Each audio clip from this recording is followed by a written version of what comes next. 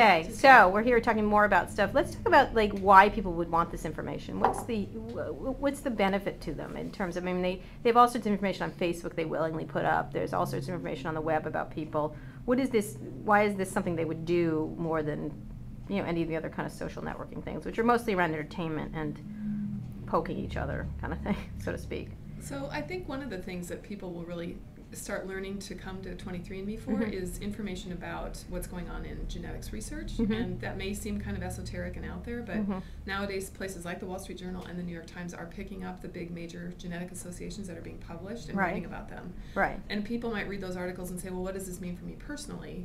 How can I learn, how can I relate this to my own genetics? And so that's really the connection that 23andMe is making for people. We're just connecting what's happening in the literature to their genetics. So, and what tell me about why would people want to know about their genetics?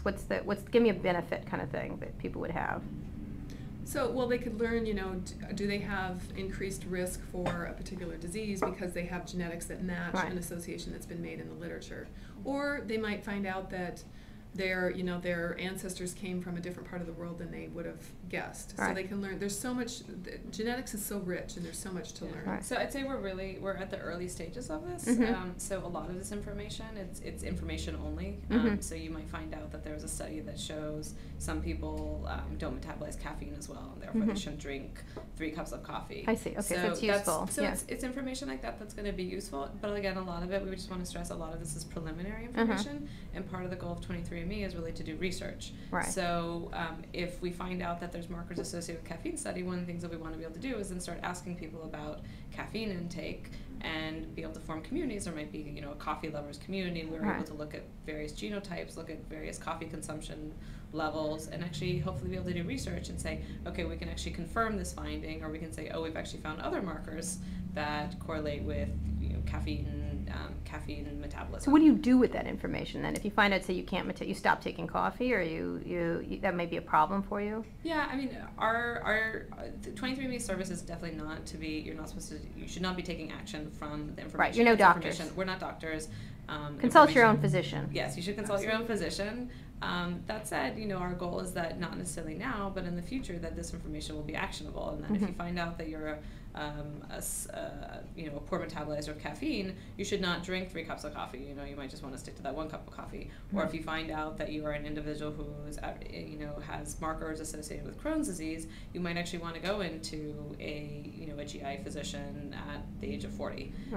That there's different things that you might want to do. Again, we're not the medical experts on this, so this is the area that we'd want to really refer to physicians. Diseases. Okay, so a lot of these have to do with diseases. You can't drink coffee, you don't like cucumbers, you're prone to obesity. What are the positive aspects? I mean, what can you find out about, like, what you share in common with people, or you're all from a certain town, or it's not all about diseases and horror shows. That's what a lot of people are, they're going to find out this. They're going to look at their profiles and find out, gee, I'm not at increased risk. If anything, maybe I have a lower risk than average for a lot of these disease areas. So there is some assurance in that overall, a lot of people are pretty healthy, and this gives them that reassurance. That, but they'll continue to learn more as more and more information comes out. The fun thing is you can find out, like, your matrilineal line or your paternal line, where you came from and where your ancient ancestors originated from. And you can find out that your best friend has that same group that you're part of, and you guys might even want to form the start of a social network that brings people together of a certain background, whether whatever that might be. And based on genetics, not based on that you might like each other. So if genetics becomes the basis to bring people together rather than kind of differentiate them, we think that's going to be really interesting. We're all from the same seed, as you know. Yes. You can also do the sibling comparison, so where your siblings can actually look at each other and see where are you identical, where you have similar. So you can imagine there's a lot of different fun things. Like if you look at, a lot of this is just a sort of fun self-experimentation where you say, oh, okay, these are genes associated with, bitter tasting. And you could say, okay, we're actually identical here, and that's why none of us like Brussels sprouts. So there's some of the fun things like that you can just look at.